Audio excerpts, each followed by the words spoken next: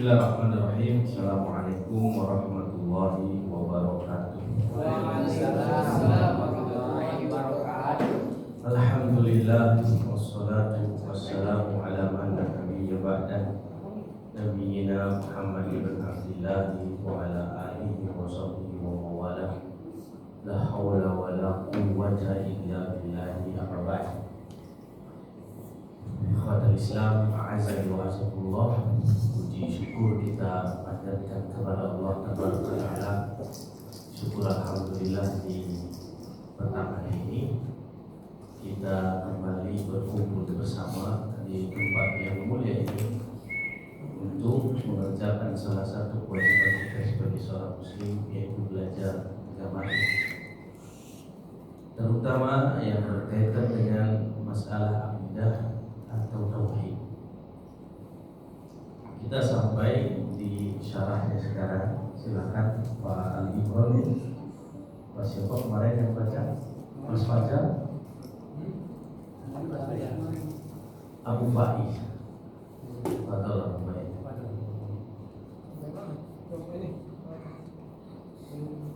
Masih kan Mas Fajar? Masih.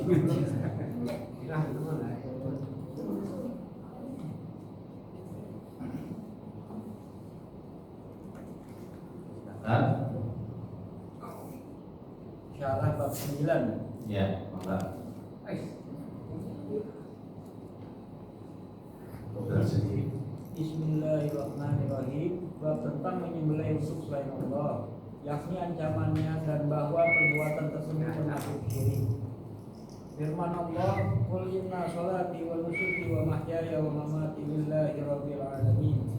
La syarika lahu wa bidzalika umirtu wa ana awwalul muslimin."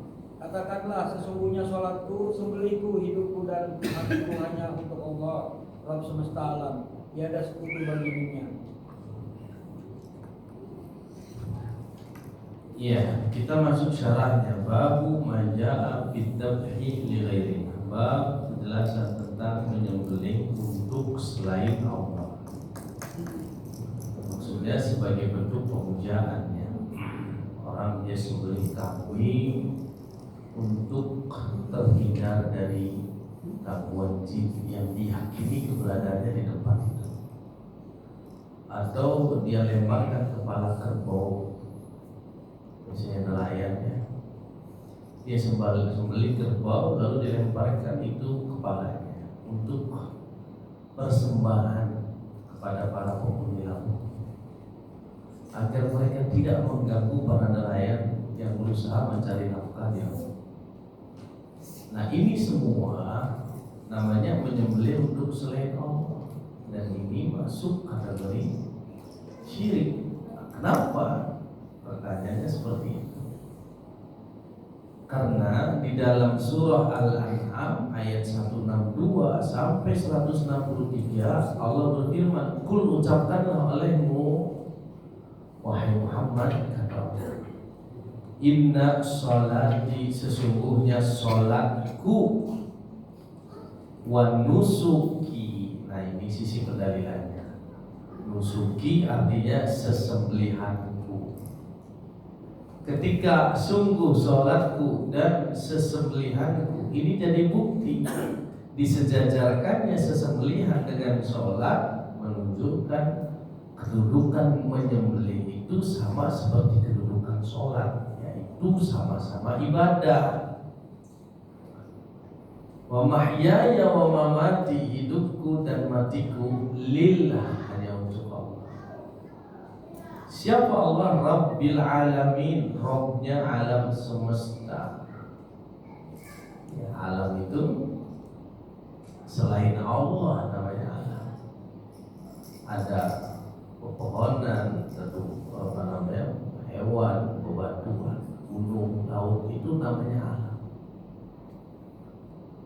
La syarikalah, tidak ada sekutu bagi Allah. Wa bidzalik, dan dengan hal itu umirtu, aku diperintah. Wa ana awwalul muslimin, aku orang yang pertama kali mengerjakan perintah itu. Aku yang pertama kali beragama Islam. Ini jadi dalil. Rasul bilang saya yang pertama Islam. Ternyata sebelumnya apa? Sholat yang boleh hanya untuk Allah, itulah Islam. Maka Islam itu tauhid, tauhid itu Islam. Jadi mati di atas Islam, mati di atas tauhid.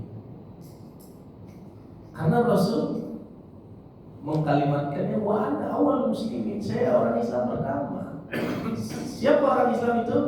Yang mengerjakan inna sholati wa nusuki wa mahyaya wa mamati lillahi rabbil alamin. Itu muslim.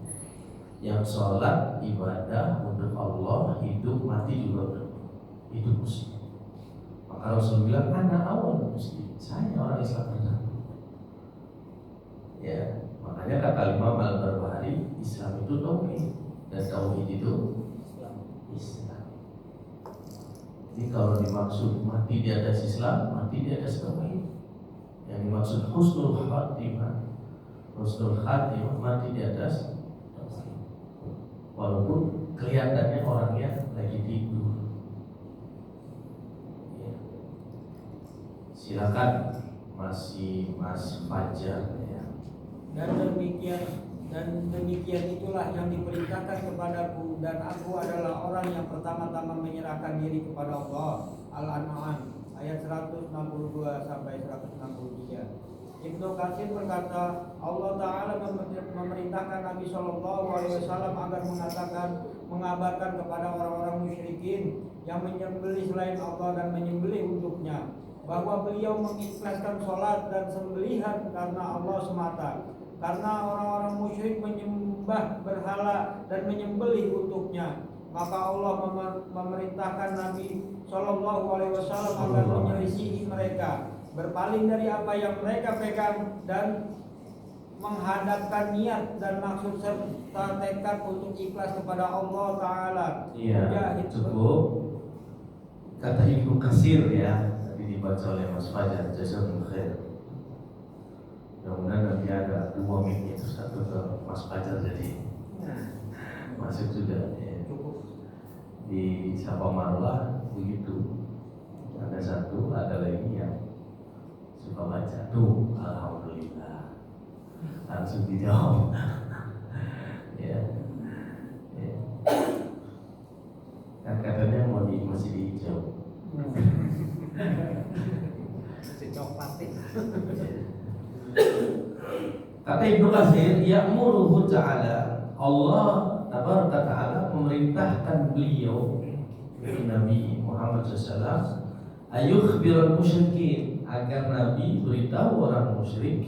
Siapa orang musyrik itu? Alladzina ya'buduna ghairallah, mereka yang menyembah, mereka yang ibadah kepada selain Allah, musyrik namanya. Wa yadbahuna lahu, suka ibadah kepada selain Allah, tapi nyembelih untuk Allah juga atau untuk selain Allah. Artinya murni mereka betul-betul nyembelih untuk selain Allah.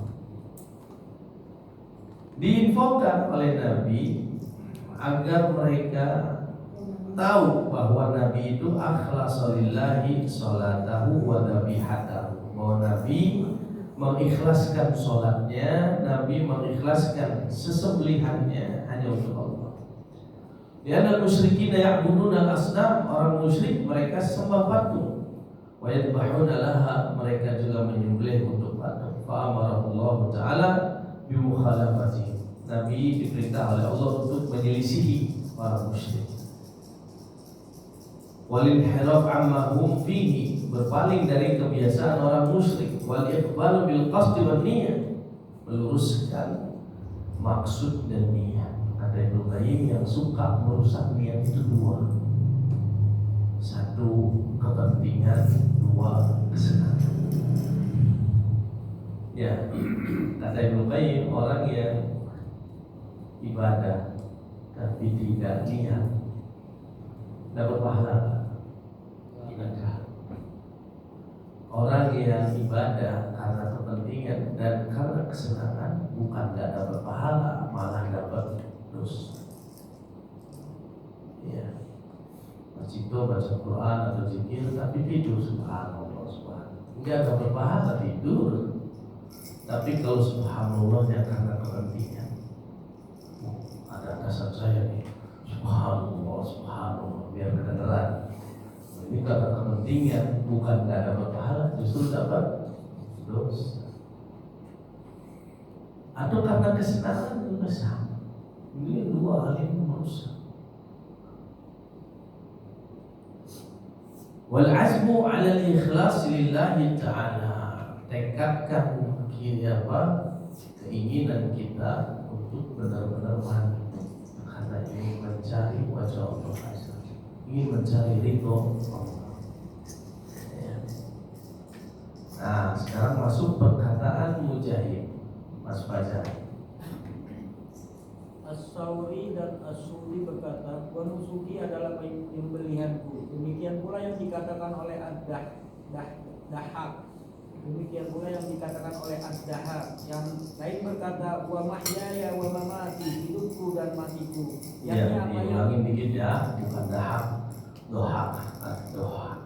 Ad-Dahhak. Nah, ya. Ad-Dahhak. Yang lain berkata, "Wa mahyaya wa mamati," hidup dan matiku, yakni apa yang aku lakukan dan hidupku dan iman serta amal soleh di mana aku mati di atasnya. Lillahi Rabbil Alamin, hanyalah untuk Allah Rabb semesta alam, ikhlas karena wajahnya, la syarika lahu, tiada sekutu baginya, ikhlas. Wa bidzalika umirtu wa ana awwal muslimin, dan demikian itulah yang diperintahkan kepadaku dan aku adalah orang yang pertama-tama menyerahkan diri kepada Allah. Iya, aku yang pertama kali muslim setelah Nabi memaparkan apa itu Islam. Tadi dibawakan oleh Mas Fajar ya, berkata Mujahid. Mujahid itu muridnya Abdullah bin Abbas, seorang ahli tafsir, namanya Imam Mujahid. An-nusuk, nusuk itu apa? Ad-dabhu. Nusuk itu ada yang menyembelih bil haji wal umrah, saat ibadah haji dan saat umrah. Dan ini benar, walaupun tidak harus saat haji dan umrah saja. Ya, hatta alladhi yudbah lid-diyafah yu'tabar nusukan. Kalau ada tamu datang, kita hormati dia, kita sembelih kambing, kita masak supaya bisa dinikmati oleh tamu. Ini juga disebut nusuk. Nusuk itu ibadah.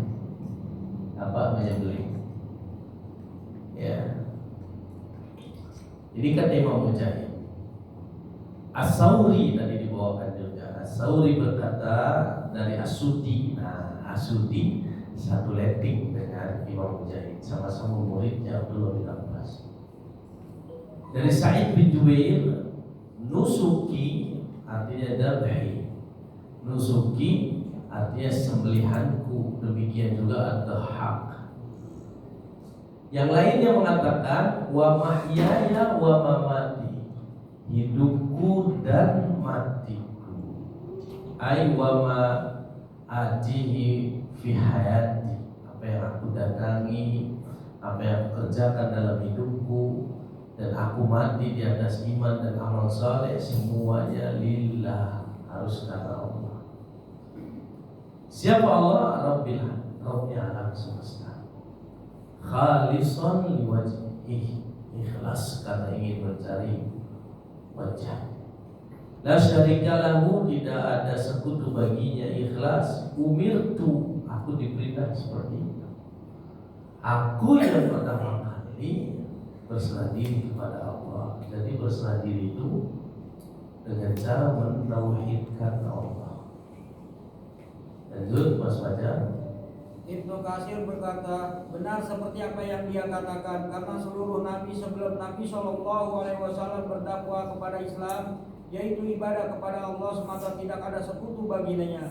Sebagaimana firman Allah Ta'ala, wa ma arsalna min qabli min rasulin illa nuhi ilaihi annahu la ilaha illa ana fa'budu. Dan kami tidak mengutus seorang rasul pun sebelummu, melainkan kami wahyukan kepadanya bahwasanya tidak ada Tuhan yang berhak disembah selain aku, maka sembahlah aku. Al-Anbiya ayat 25. Lalu Ibnu Katsir menyebutkan ayat-ayat yang senada. Ya, cukup.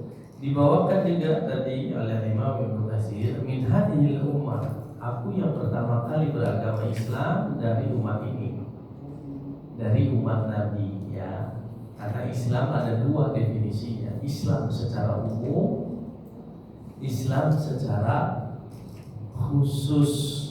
Islam secara umum artinya ibadah kepada Allah dengan syariatnya. Berarti Nabi Adam apa agamanya?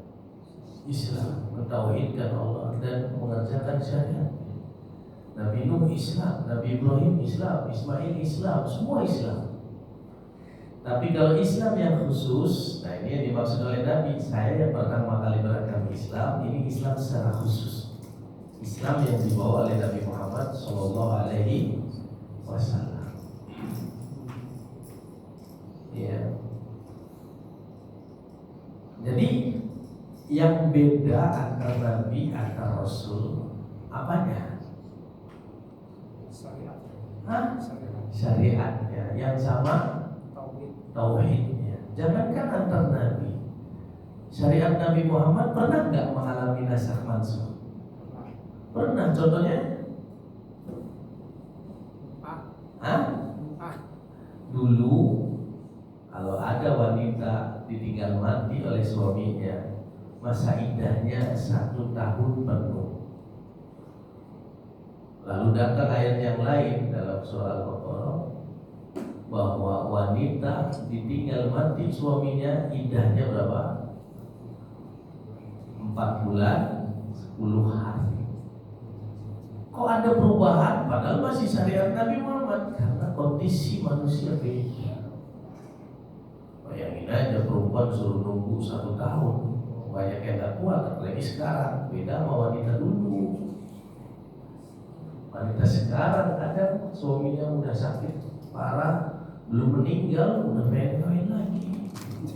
Lah iya. Karena medsos aku udah penuh. Kadang suami masih sehat, masih bisa cari uang. Karena akses ketemu laki banyak, ya terjadi perselingkuhan.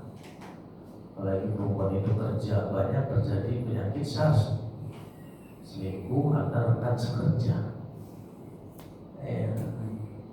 Awalnya cuma diajak makan, lama-lama curhat, lama-lama jadian, lama-lama selingkuh.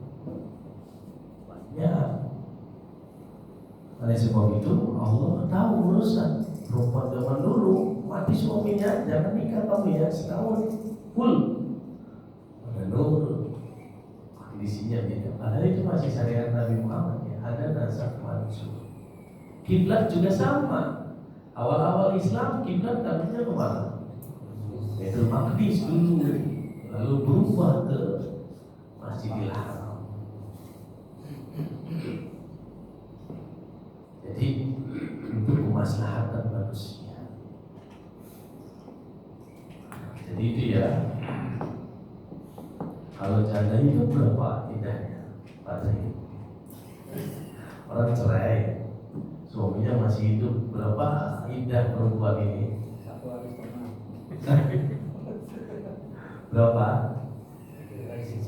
3 kali suci, betul. Berarti beda kan, janda hidup sama janda mati, indahnya beda. Janda mati 4 bulan 10 hari. Janda hidup 3 kali suci. Tapi kalau gitu lebih baik janda mati, janda hidup. Itu nggak baik dua-duanya. Janda gemoy. Ada hubungannya nggak sama ke situ tuh? Mas Cipto dilamar 2 janda. Umpamanya 1 janda cerai mati, 1 janda cerai hidup, mana yang lebih baik? Milih mana? Yang mau aja gitu. Ada hubungannya nggak Pak? Kalau Pak Ali gimana? Antum ditawarin 2 janda cerai, janda mati, hidup sama cerai hidup, cerai mati. Pilih yang mati aja. Hah? Pilih yang mati. Pilih yang mati. Kalau saya? Nggak ada urusan kan. Berarti kan kata beliau nih, janda mati lebih baik dari janda hidup kan? Kesimpulan begitu kan? Padahal belum tentu juga. Karena banyak janda mati, suaminya mati gara-gara dia.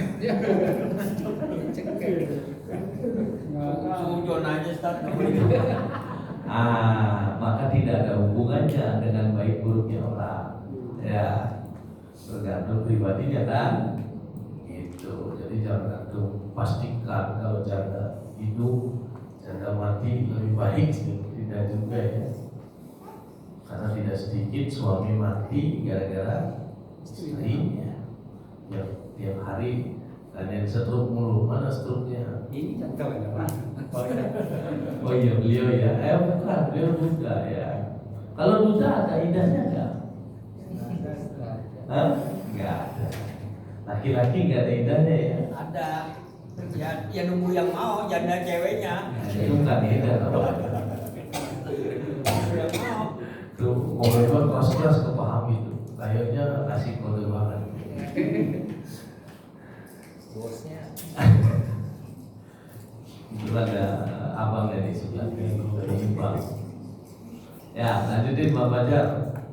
Sisi kesesuaian antara ayat dan bab adalah bahwa Allah mensyariatkan kepada hamba-hambanya agar mendekatkan diri kepadanya melalui kepada mereka sebagai ibadah. Allah memerintahkan agar mereka mengikhlaskan seluruh ibadah kepadanya semata, bukan kepada selainnya. Jika mereka mendekatkan diri kepada selain Allah dengan menyembelih atau ibadah lainnya, maka mereka telah mengangkat seorang sekutu bagi Allah. Ini jelas dalam firman-Nya, la syarika lahu, tiada sekutu baginya. Ayat ini meniadakan sekutu bagi Allah dan ibadah-ibadah ini, dan segala puji bagi Allah. Ini adalah jelas. Washolli li rabbika wanhar. Cukup jelas kata beliau. Ibadah kalau niatnya bukan untuk Allah jadi dosa. Ya. Jadi yang namanya syirik tidak hanya bentuknya sesaji. Syirik itu bisa bentuknya sholat, bisa bentuknya baca Quran. Kalau diniatkan untuk selain Allah, ya, sedekah untuk selain Allah, pamer, ini jadi dosa. Amin. Kalau sedekah jangan tulis nama dong. Mau kenapa? Itu riya namanya. Terus yang benar gimana? Tulis aja hamba Allah. Tuh kayak saya contoh nomor 1 hamba Allah 5 juta. Itu saya. Nah ini mah dakwahnya ya. Jadi syirik itu halus. Dia seperti semut warna hitam. Semut nggak satu, banyak, kecil lagi. Warnanya hitam. Di atas batu hitam di waktu malam nggak bisa mendetek kalau orang nggak belajar. Siapa aja bisa berbuat syirik. Saya bisa, teman-teman juga bisa.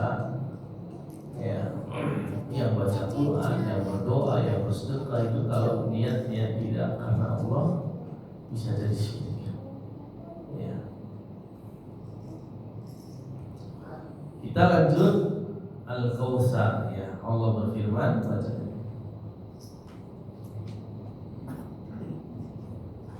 Fasholli li rabbika wanhar, maka dirikanlah salat dan berkurbanlah karena untuk Rabbmu. Iya, ini dalil salat itu dulu baru berkurban. Allah bilang begitu, maka salatlah untuk Tuhanmu. Salat apa? Salat Id, dan berkurbanlah. Jangan kurban dulu, salat Id dulu. Nah, nanti ya insyaallah tanggal 26 Mei apa ya? Kita Idul Adha tanggal 10 Dzulhijjah. Ya. Nah, diberi waktu 11, 12, 13 juga untuk menyembelih hewan kurban. Tapi jangan sebelum sholat. Fasholli li rabbika, maka sholatlah lalu berkurbanlah. Ya. Berikutnya, Syekhul Islam rahimahullah berkata. siapa yang dimaksud Syekhul Islam? Mas Fajar. Siapa yang dimaksud Syekhul Islam? Ibnu Taimiyah. Wah iya, Ibnu Taimiyah. Saya mau tanya, kalau Taimiyah laki apa perempuan? Hah? Oh laki, Taimiyah laki. Kan Ibnu. Bukan, Ibnunya laki, Taimiyahnya laki perempuan. Perempuan. Kenapa Ibnu Taimiyah? Karena lebih terkenal ibunya daripada bapaknya. Ibnu Taimiyah itu dididik oleh ibunya, namanya Taimiyah, orang manggil Taimiyah, Ibnu Taimiyah.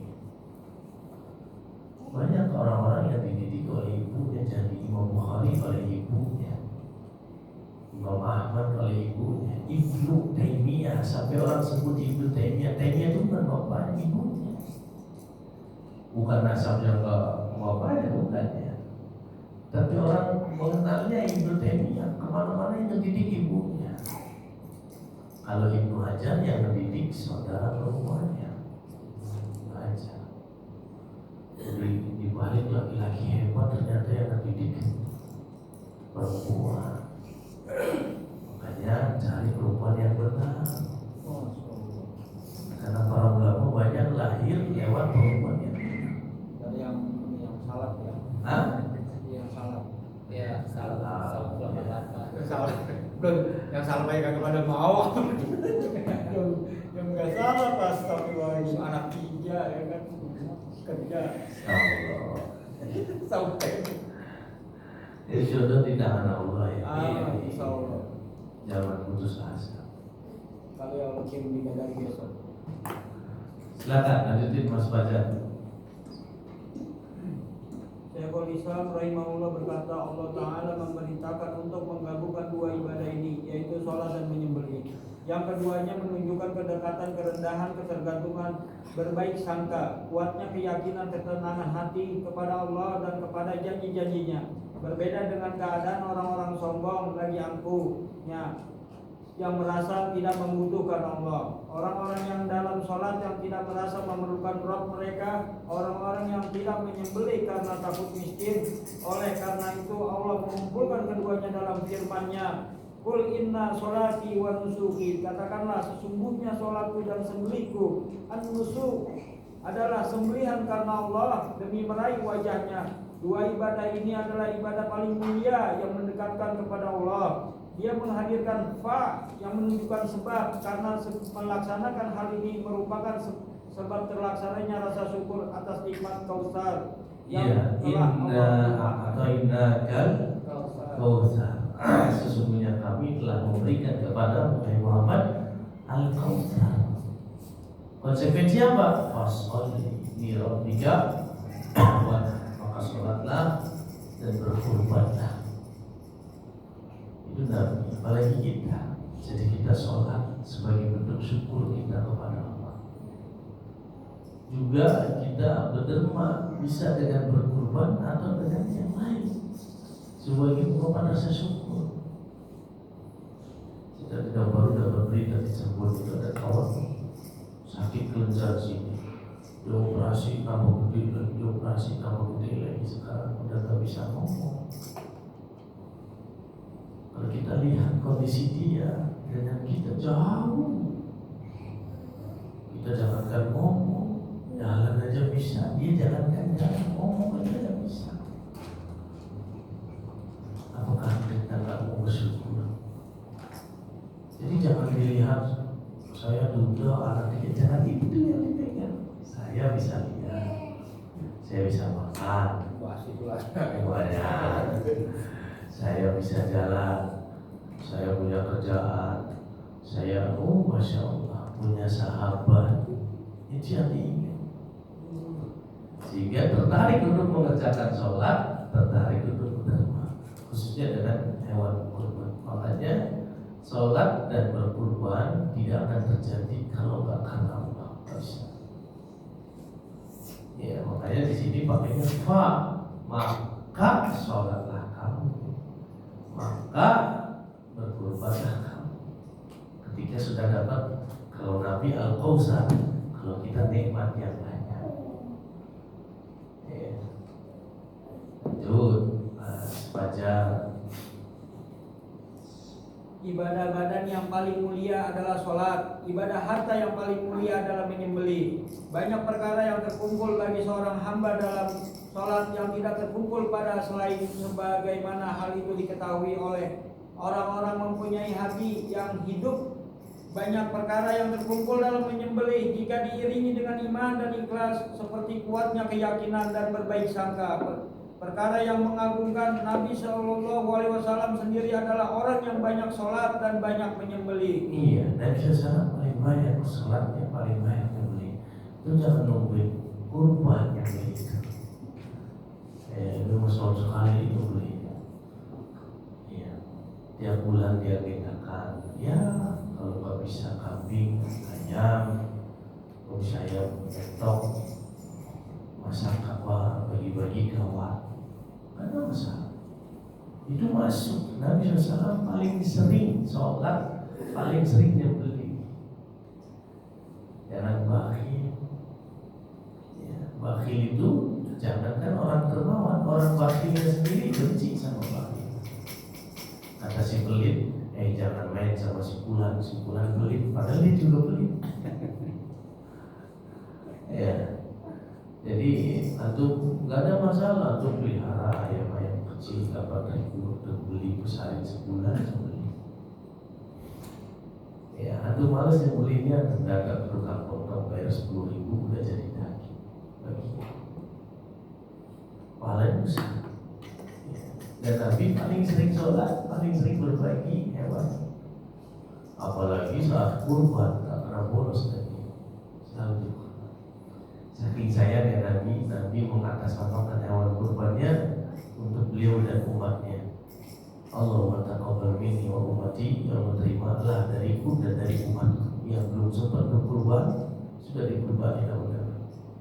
Terima sayang dan cintanya Nabi kepada umatnya. Ya. Lanjutin. Saya berkata, Siapa saya di sini, Pak Fajar?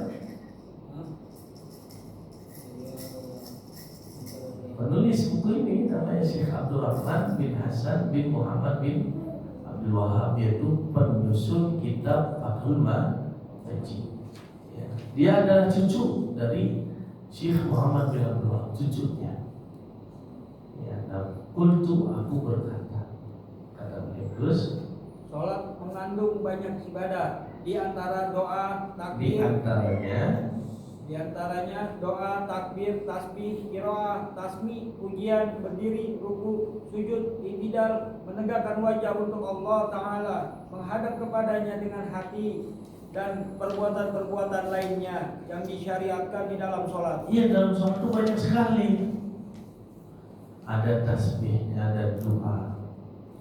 Allahumma inni a'udzubika min adzabi jahannam wa min adzabil qabri wa min fitnatil mahya wal mamat wa min syarri fitnatil masiihid dajjal.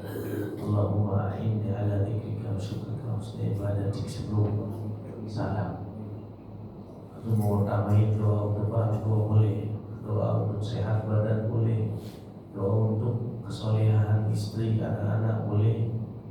Rabbana hab lana min azwajina wa dhurriyyatina qurrata a'yun waj'alna lil muttaqina imama.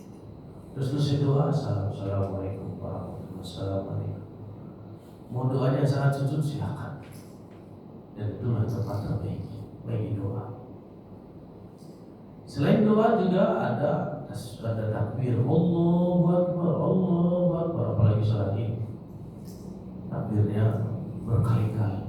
Rakaat pertama 8, rakaat kedua 6, 14. Itu baru takbir ihram, takbir ziyadah, takbir intiqal, takbir ziyadah, belum takbir intiqal yang lain.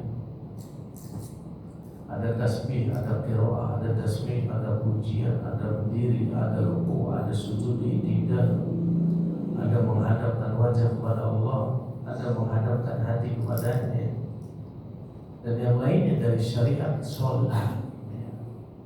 Kullu hadhil umur min anwa'il ibadah allati la yajuzu an yusrafa minha syai'un li ghairillah. Tidak boleh satu dari sekian banyak ibadah ini dipalingkan untuk selain Allah. Tidak boleh. Begitu juga nusuk, menyembelih, ya termasuk ibadah yang tidak boleh diberikan kecuali hanya kepada Allah saja. Lanjutin Mas Fajar. Semua perkara ini termasuk ke dalam ibadah yang tidak boleh diberikan kepada selain Allah. Demikian pula menyembelih yang mengandung nilai-nilai ibadah sebagaimana telah dijelaskan oleh Syekhul Islam. Wa an Ali bin Abi Thalib qala haddatsani Rasulullah sallallahu alaihi wasallam bi arba'i kalimat la'anallaha man dhahaba li ghairillah la'anallahu man dhahaba li ghairillah dhabaha li ghairillah wa la'anallahu man la'anal walidayhi wa la'anallahu man awa muhdisa wa la'anallahu man ghayyara manarul ard. Dari Ali bin Abi Thalib radhiyallahu anhu, beliau berkata, Rasulullah sallallahu alaihi wasallam menyampaikan 4 perkara kepadaku. Allah melaknat orang-orang yang menyembelih karena untuk selain Allah. Ini nomor 1, Allah melaknat pelaku syirik dalam bentuk menyembelih. Nomor 1 dia, ranking 1 terlaknat. Yang kedua, Allah melaknat orang yang melaknat bapak ibunya. Bisa nggak? Bisa saja. Orang tua bodoh diri, nggak nurut sama anak, diomongin dia, diomelin. Ini namanya melaknat orang tuanya. Dilaknat sama Allah, atau secara tidak langsung seorang suami tidak bisa. Ibumu bodoh diri ya, bapakmu bodoh diri ya, bapakmu tuh ibu. Akhirnya istrinya melaknat bapak dia, tapi sebabnya dia. Ini nggak boleh. Ini dilaknat oleh Allah pelakunya. Lihat. Yang ketiga, Allah melaknat orang-orang yang melindungi pelaku kejahatan. Iya, biasanya pengacara ya, yang punya duit dibela walaupun salah. Polda dong, Polda. Habis Polri. Biasa. Ya kalau dia tergantung orangnya ya.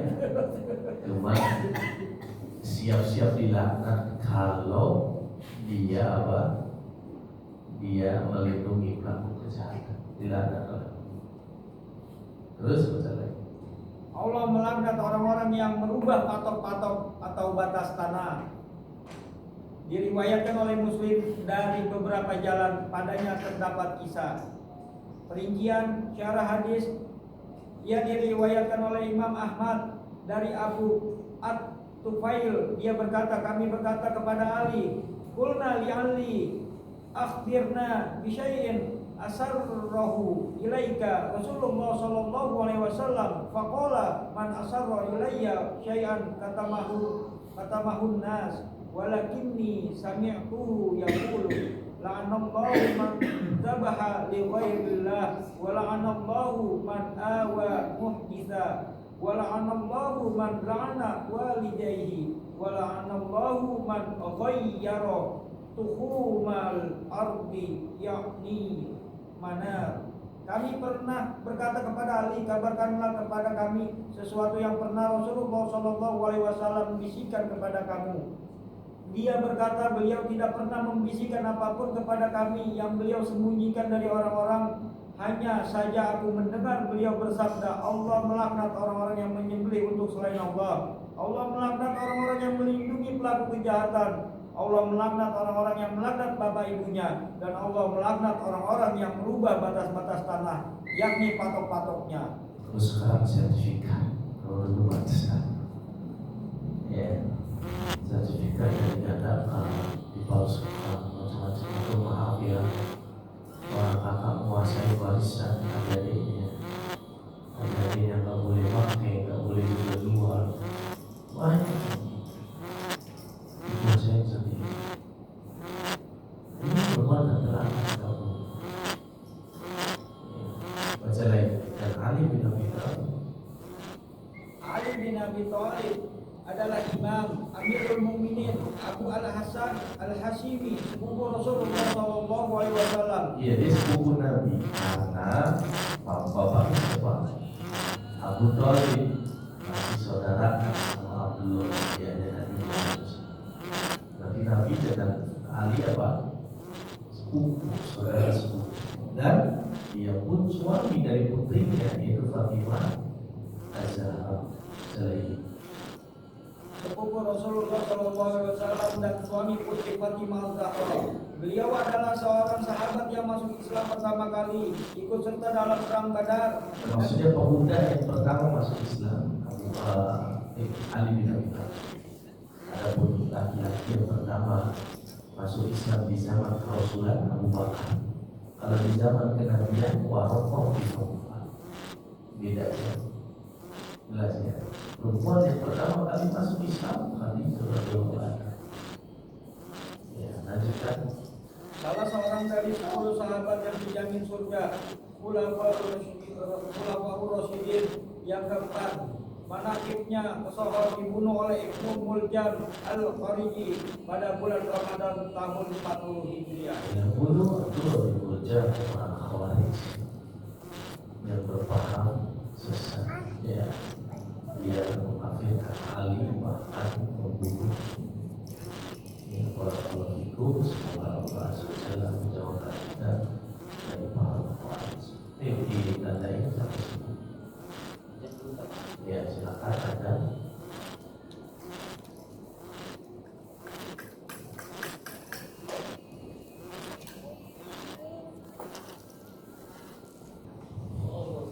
Alhamdulillah, wassalatu wassalamu ala Rasulillah. Amma ba'd. Baik, kita buka tanya jawab. Barangkali ada yang ditanyakan.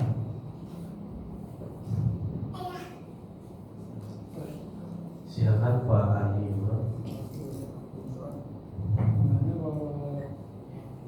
Niatnya 50-50 itu gimana Ustaz? Maksudnya kenapa kalau bukan? Kalau niatnya 100% karena selain Allah, itu syirik besar. Kalau niatnya 50-50 ke bawah, itu syirik kecil, itu ringan. Itu bukan karena selain Allah, tapi ada masih karena Allah. Contoh, saya lagi sholat di masjid, betul-betul karena Allah. Lalu pas pulang, ada orang bincangin saya, tuh orang Masya Allah ya, masih muda, rajin ke masjid. Tapi saya nggak nyari. Kedengar yang pertama, senang hati saya. Nah begitu saya berangkat ke masjid yang kedua, saya tengok kanan, tengok kiri, mana ada nggak orang yang tanya, nah itu ria. Jadi ria itu bukan 100%, justru 50% ke bawah itu ria. Hapus pahalanya. Jelas ya paling berarti. Ada lagi? Maka terkait tadi soal ibadah karena kesenangan, rukun ibadah itu kan 3 tadi ya, khauf, roja, sama muhabah.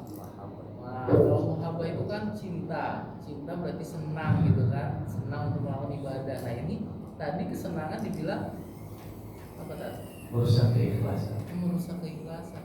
Iya, kesenangan yang sifatnya duniawi, bukan kesenangan ukhrawi, kesenangan dunia. Atau ngaji senang karena ada si Ali. Jelas ya, ngajinya khusyuk banget. Ada si fulana, ya sampai di depan, nggak nanya juga, nanyain. Misalnya nggak dikasih speaker, dia minta speaker biar si fulana dengar, antum tanya tujuannya, Mas Cito ngajinya rajin tanya. Nah ini karena kesenangan yang begini maksudnya. Jelas ya. Ada lagi Pak Opung, silakan. Assalamualaikum Pak Ustaz. Assalamualaikum. Kalau kita sholat terus kita berperasaan punya seperti olahraga gitu kan? Iya. Umpamanya pegang kaki kita dulu kita pakai supaya seperti olahraga lah gitu. Bagaimana kita tuh? Iya. Apakah itu termasuk dalam kategori syirik atau bagaimana? Iya. Kalau Pak Ustaz. Kalau ada orang sholat karena dunia, tapi dia bilang saya pengen sholat biar sehat. Enggak, kita kan sudah biasa sholat nih. Iya. Ya, maksudnya memang kita apa? Memang kita sholat gitu. Tapi pada saat seperti terawih lah gitu, kan kita karena sudah berapa itu kan pegel itu kan, dengkul merasa toklek. Nah pada saat waktu kita sholat itu kan mau istirahat. Bukan, maksudnya supaya nggak begitu sakit, saya ruku-rukuin supaya kencang uratnya, supaya tarik begitu di dalam hati gitu. Pokoknya sujud gitu kan. Apa ya sujud. Oh kurang ini nih, kita kencengin gitu. Ada sir di hati kalau itu untuk kesehatan jasmani gitu. Iya, jadi kadang-kadang aku diupayakan tempat sujudnya, tempat rukunya biar kuat berdirinya, maksudnya gitu ya Bu ya.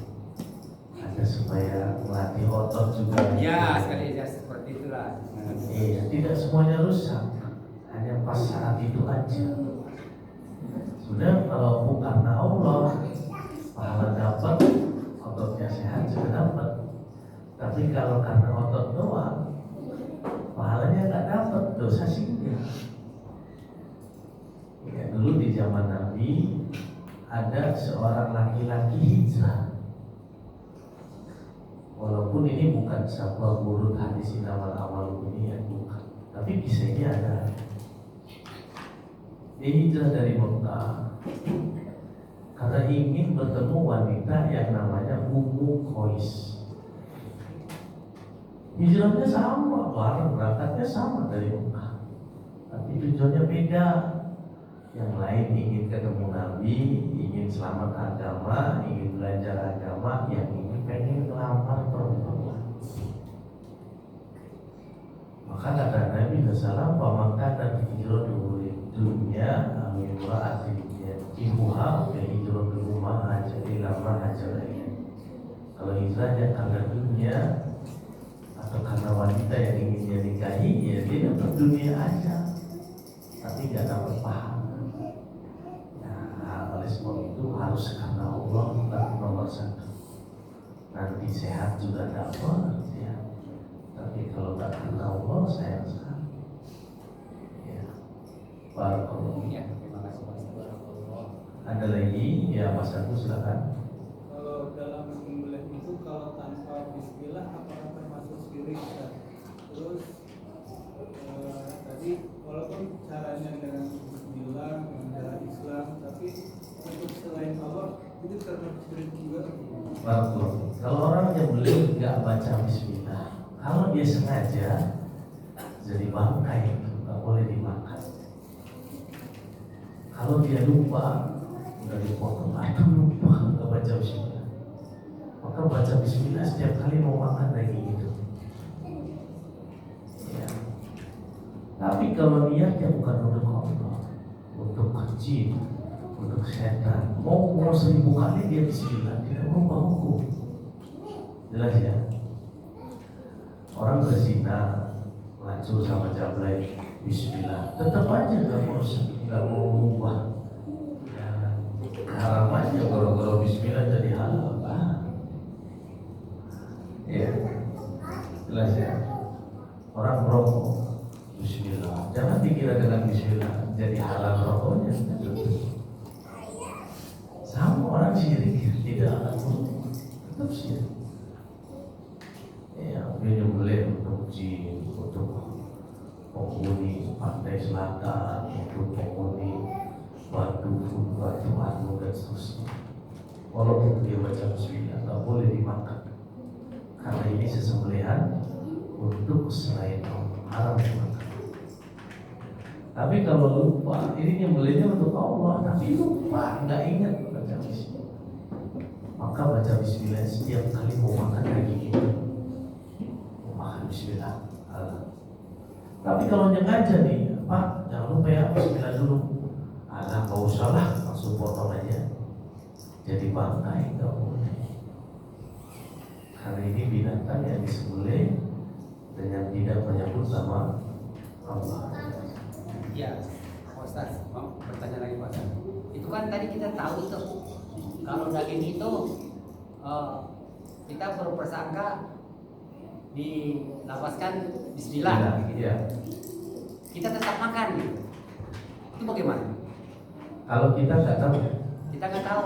Seperti umpamanya kan banyak dari luar negeri, seuson saya pasti tidak baca Bismillah karena di negara kafir kan. Ya. Nah, datang ke sini kita makan, itu bagaimana? Padahal saya tahu nih kalau itu dari negara kafir, tapi saya tetap makan. Bagus. Kalau kafirnya ahlul kitab halal, karena sembelihan ahlul kitab boleh kita makan. Wa ta'amu hilul lakum wa ta'amu hilul lahum. Sembelihan mereka ahlul kitab Yahudi dan Nasrani halal. Jelas ya pokoknya. Aku punya tetangga Kristen, Iya. dikasih ayam goreng buatan dia, sembelihan dia, makan aja apa? Ya ahlul kitab Kristen itu juga Yahudi. Kalau aku nggak mau kirim aja ke rumah saya. Yang nggak boleh musyrik, orang Hindu, Buddha. Tapi kalau dia Nasrani masih halal. Nasrani tentu nggak baca Bismillah kan, tapi teksnya di Quran ada. Sembelihan ahlul kitab itu halal. Jelas ya Bu ya? Iya, jelas banget. Iya, barakallah. Jadi kalau dari Amerika, Filipina itu negara Nasrani yang banyak ahlul kitab di sana. Atau orang sekarang sering sebut Israel itu Yahudi, masih boleh kita makan. Tapi dari musyrikin tidak boleh. Oh, jadi makanan yang dari negara-negara Israel pun boleh kita makan, Pak Ustaz? Boleh, yang harus dagingnya ya. Boleh, apalagi bukan daging. Gak apa-apa. Nah, soalnya kemarin ini kan di kemarin ada misi bilang kurma dari Israel jangan dimakan. Ya ini karena ada kaitan dengan politik ya. Sebetulnya masalah boykot dan boykot itu kan orang boleh-boleh aja ya. Saya punya anak saya dicubit sama Patri. Saya cekin, anak saya dicubit. Patri nawarin barang ke saya ingat dia dulu cubit anak saya nggak mau beli ya. Boleh-boleh aja kan? Tapi nggak pernah sampai mengharapkan secara mutlak. Ya. Itu faktor politik tadi, Pak Ustaz. Nah, kalau boykot memang itu haknya negara. Jadi pemerintah yang punya kewenangan mana-mana yang harus diboykot, bukan individu. Tapi individu bisa hanya sebatas berlepas diri aja, tidak dalam bentuk ngajak orang dan seterusnya. Ya, karena kalau ngajak orang yang sifatnya sosial itu kewenangannya negara. Ya. Terima kasih, Pak Ustaz. Ya, bagus. Ada lagi? Hah? Cukup. Patri cukup ya. Kita cukupkan dulu sampai sini. Semoga ke depan kita dimudahkan lagi sama Allah untuk kembali kajian. Mohon maaf kalau ada kekurangan. Subhanallah wa bihamdihi. Asyhadu an la ilaha illa anta astaghfiruka wa atubu ilaik. Assalamualaikum warahmatullahi wabarakatuh. Waalaikumsalam.